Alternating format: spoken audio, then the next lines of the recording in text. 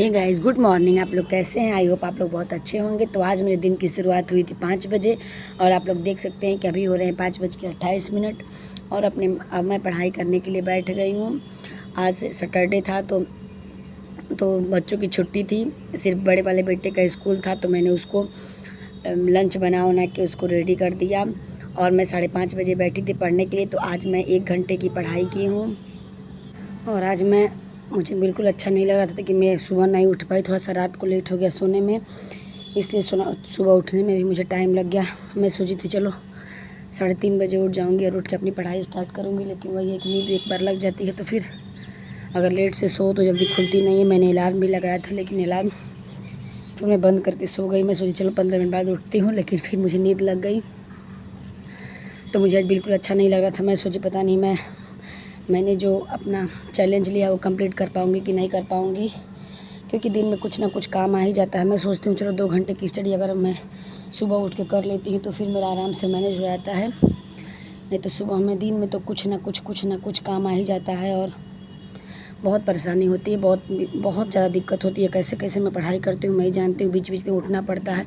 बच्चों के साथ तो बहुत दिक्कत है, बहुत ज़्यादा। मतलब एक होता है ना कि कभी कभी तो ऐसा लगता है कि हार मान के छोड़ दें, मगर फिर वही होता है कि नहीं, पीछे मैंने जितना तैयारी किया हुआ है सारा मेरा सब बिखर जाएगा, मैं कुछ भी नहीं करूँगी, या फिर मैं ना पढ़ाई करूँगी तो मेरा जितना भी सब मैंने अपने लिए बनाया है वो किसी काम का नहीं रह जाएगा।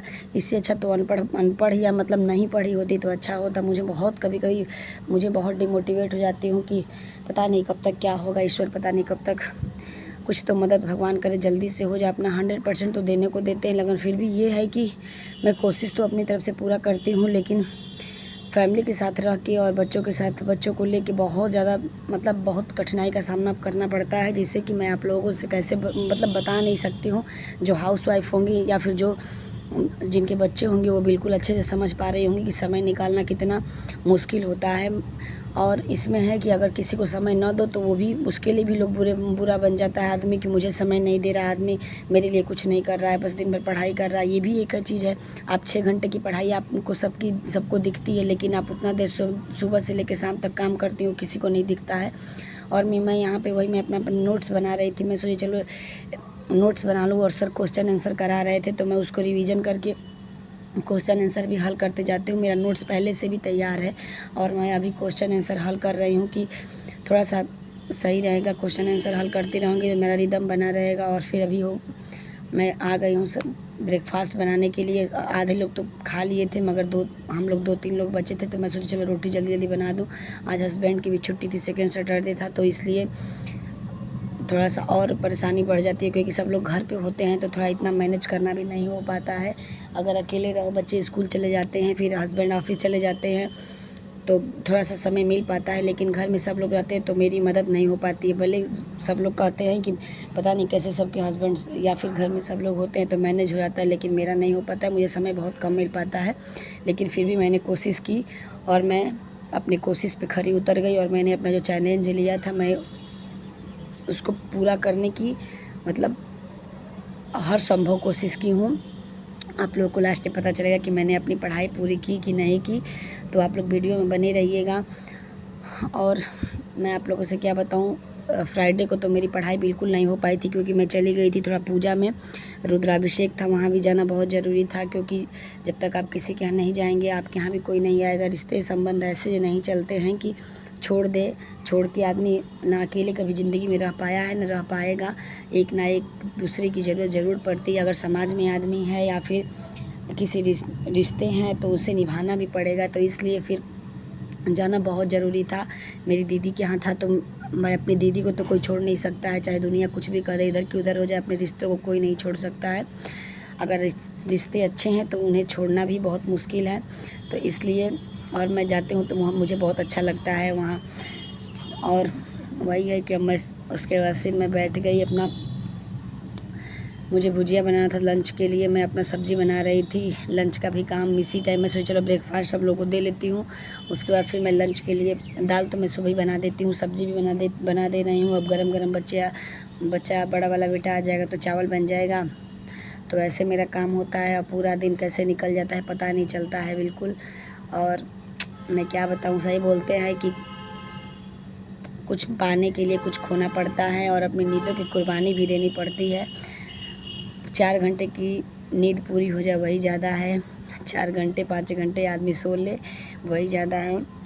तो फिर मैं सारा अपना वर्क करने के बाद फिर मैं आ गई थी पढ़ने के लिए। तो अब क्या बताऊँ कैसे क्या है, वही है कि देख सकते हैं आप लोग, मैंने सुबह में लमसम 1 घंटे की स्टडी की थी और अभी बज रहे थे 10। तो 10 बजे मैं बैठ गई थी पढ़ने के लिए। फिर से सारा काम ख़त्म करने के बाद मेरा रोज़ का यही रूटीन होता है। थोड़ा सा सब लोग चले जाते हैं सुबह, तो टाइम ज़्यादा मिल पाता है और सुबह मैं उठ लेती हूँ तो मेरा 12 बजते बजते मेरी 3-4 घंटे की, मतलब 3.5-4 घंटे की स्टडी मेरी कंप्लीट हो जाती है। और मैं सच बताऊँ तो अगर मैं चाह दूँ तो 8 घंटे की भी स्टडी कर लूँ, मगर मैं उतना वो नहीं मतलब करती हूँ कि 6 घंटे मेरे लिए सही है। धीरे धीरे मैं अपने टाइम को बढ़ाऊँगी, क्योंकि नहीं तो फिर ज़्यादा प्रेशर पड़ जाएगा दिमाग पे और बहुत दिक्कत होती है। मैं कभी कभी तो मेरा सर दर्द करने लगता है। मैं सोचती हूँ कि क्या करूँ कैसे करूँ। तो आप लोग देख सकते हैं कि यही मेरा रूटीन है। और मैं हाउस वाइफ जो भी है मैं उससे बोलूँगी कि आप लोग भी कोशिश करेंगी तो कभी हारेंगी नहीं। कोशिश करने वालों की कभी हार नहीं होती है। इसलिए तो आप लोग अपनी कोशिश को जारी रखिए और अपनी पढ़ाई को करते रहिए।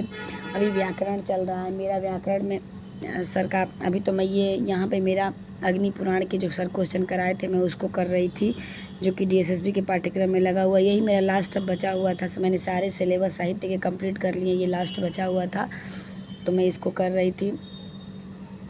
और कभी कभी तो क्या मैं बताऊँ, ऐसा लगता है कि और अभी मैंने TGT के लिए जो हर प्रश्न पत्र है, मैंने जो संस्कृत गंगा से प्रश्न पत्र जो पिछले TGT में आए हुए क्वेश्चन हैं वो मैंने व्याख्यात्मक हल मंगाया हुआ है। तो मैं उसका अभी मैं 20-20 25-25 क्वेश्चन को लेके चल रही हूँ। उसको भी साथ साथ मैं सोच रही हूँ कि वो भी करूँ। यहाँ पे मैंने जो अनुवाद करना था, यानी रचना अनुवाद कौमुदी से मैं 2-2 अभ्यास को देखती रहती हूँ रोज़ रोज़ कि थोड़ा सा मेरा अभ्यास सही हो जाए, व्याकरण में मेरे थोड़े मजबूत हो जाए, क्योंकि व्याकरण थोड़ा सा बहुत कठिन होता है। बात ये है कि जिस माहौल से हम लोग पढ़ के आए हैं वहाँ उतना ऐसे नहीं था माहौल। और पहले थोड़ी सी ये भी थी कि आजकल के यूट्यूब से और जितना सोशल मीडिया पे लोग एक्टिव हो गए हैं, या फिर टीचर भी इतने अच्छे पढ़ा रहे हैं यूट्यूब पे, उतने अच्छे से टीचर पढ़ाते नहीं थे और हम लोगों का भी उतना मन नहीं लगता था। और कभी कोई मार्गदर्शक भी नहीं था, कोई मार्ग दिखाने वाला भी नहीं था कि आप लोगों को आगे चल के क्या करना है। तो हमने जो भी किया वो खुद से किया, खुद से सीखा। और मैंने जो भी रास्ता चूज़ किया वो मैंने खुद से किया। और अभी भी जो मैं कर रही हूँ खुद से कर रही हूँ। हाँ, अभी शिक्षक मिल गए हैं जो कि आगे के लिए हर चीज़ के लिए आपको बताते रहते हैं कि आपको कैसे क्या करना है। बहुत चीज़ों की जानकारी नहीं थी जो कि यूट्यूब पे आने के बाद हम लोगों को मिली है। स्पेशली मुझे मिली है। मुझे बहुत चीज़ की जानकारी नहीं थी। मुझे कोई रास्ता दिखाने वाला भी नहीं था कि मुझे कोई बता दे कि तुम ये कर लो तो तुम्हें इस क्षेत्र में यहाँ पे तुम्हें फ़ायदा मिल जाएगा, कोई नहीं था। मैंने जो किया, मैंने जितनी भी अपनी एजुकेशन की मैंने खुद के बल पे की, मैंने खुद से ही किया। मुझे जो अच्छा लगा, मुझे मेरी जिसमें रुचि बढ़ती गई मैं वो करती गई। और मुझे सच बताऊँ तो मुझे पढ़ाई करने का बहुत शौक़ है। मैं सोचती हूँ कि मैं ये कोर्स कर लूँ, वो कोर्स कर लूँ। मुझे बहुत अच्छा लगता है पढ़ना। अभी मैं तो MA हूँ, मगर मैं अभी सोच रही हूँ कि डबल MA भी हो जाऊँ, क्योंकि मेरा संस्कृत से है। मैं सोच रही हूँ हिंदी से भी मैं MA कर लूँ, तो कुछ नहीं तो अपना नॉलेज रहेगा। एक होता है ना कि पढ़ाई कभी ख़त्म नहीं होती है, आदमी मरते दम तक पढ़ता रहता है। मतलब जवानी से लेके बूढ़ा, बचपन से लेके बुढ़ापे तक लोग पढ़ते रहे, लेकिन पढ़ाई कभी ख़त्म नहीं होती है। और पढ़ना अच्छी बात है, कुछ सीखते रहना अच्छी बात है। लोग भले कुछ भी कहें, मगर खुद के लिए अगर आपको पढ़ने का मन है तो आप पढ़ाई करिए। कहने को तो बहुत लोग कुछ भी कहेंगे, बहुत लोग डिमोटिवेट करेंगे, बहुत लोग आपको कभी ऊंचा उठने नहीं देंगे। लोग कभी ना किसी को ऊंचा उठने दिए हैं ना कभी उठने देंगे। कभी कोई नहीं सोचता है कि ये हमसे इंसान आगे बढ़े। बहुत आप लोगों को बहुत कम ही लोग ऐसे मिलेंगे जो सोचते हैं कि ये आदमी ऊपर उठ जाए, नहीं तो लोग आपको दबाने वाले ही मिलते हैं। अगर हम तो यही बार बार हम कहते हैं कि आप किसी को मोटिवेट नहीं कर सकते हैं, तो किसी को डिमोटिवेट करने का आपको अधिकार नहीं है। आप किसी को ऊंचा उठा नहीं सकते तो आप किसी को नीचा गिरा नहीं सकते हैं। आपको इसमें आपको किसी ने इसका राइट नहीं दिया है कि आप किसी को ऐसे कर सकते हैं। आप हमेशा अगर आप एक अच्छे इंसान हैं तो आप दूसरे को मोटिवेट करेंगे, किसी को डिमोटिवेट नहीं करेंगे।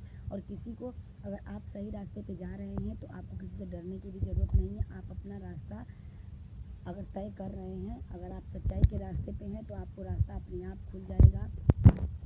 तो आप लोग कभी भी डिमोटिवेट ना हो और अपने आप के लिए खुद अपने लिए अपना फ़ैसला खुद लें और अपने लिए भी जीना सीखें। ज़िंदगी भर दूसरे के लिए जिएगा आदमी, आगे चल के बहुत पछतावा होगा। आप लोग पीछे के लोगों को देख भी रहे होंगे, आप लोगों के सामने बहुत लोग का ऐसा उदाहरण भी होगा। तो फिर अभी मैं यहाँ पे क्वेश्चन आंसर को हल कर रही थी। तो चलिए मैं वीडियो को यहीं पे एंड करती हूँ। वीडियो अगर अच्छी लगी है तो वीडियो को दिल से लाइक, शेयर और सब्सक्राइब करिएगा। और अभी देखिए मैंने 6 घंटे की अपनी स्टडी को कंप्लीट कर ली है। तो मुझे बहुत अच्छा लगा कि मैं लेट से उठी, लेकिन मैंने अपनी स्टडी को पूरा कंप्लीट किया। तो फिर चलिए तब तक के लिए बाय बाय। अब मिलते हैं नेक्स्ट वीडियो में।